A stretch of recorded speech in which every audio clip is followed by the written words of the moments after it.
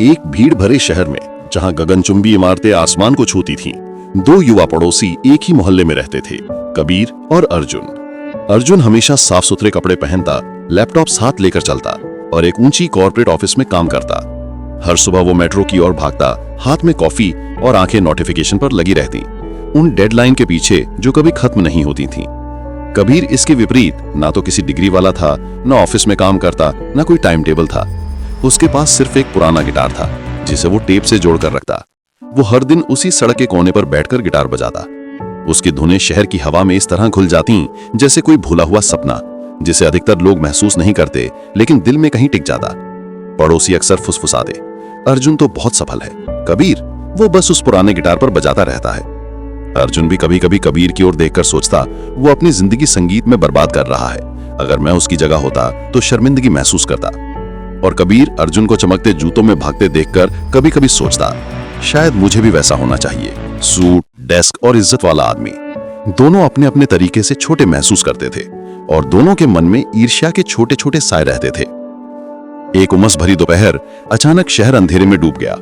बड़ी बिजली कटौती, ऑफिस की लाइटें चली गईं, ट्रैफिक लाइटें बंद हो गईं और सड़कें हाहाकार से भर गईं। अर्जुन अपने डेस्क पर बैठा मृत स्क्रीन को घूरते हुए बोला, ना कोई वाईफाई, ना सर्वर, मेरा पूरा दिन बेकार हो गया।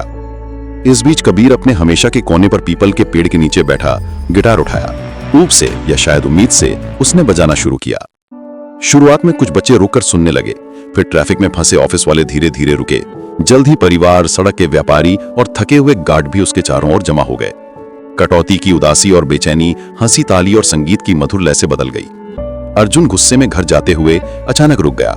उसने देखा कि अजनबी लोग मुस्कुरा रहे हैं, बच्चे नंगे पांव नाच रहे हैं और बुजुर्ग झूम रहे हैं, सब केवल कबीर के साधारण गीत की वजह से। पहली बार उसे महसूस हुआ, छोटा नहीं बल्कि हैरानी और सम्मान के साथ। शाम को अर्जुन कबीर के पास गया, आंखों में कोमलता के साथ। आज मैंने कुछ समझा।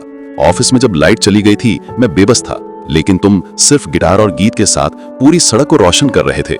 तुम्हें मेरी जरूरत नहीं, तुम पहले से ही असाधारण हो। कबीर मुस्कुराया, धीरे से तारों को छेड़ते हुए। और मैंने भी कुछ समझा। मुझे तुम्हारी डेडलाइन, सूट या तारीफ की जरूरत नहीं। संगीत मेरा रास्ता है।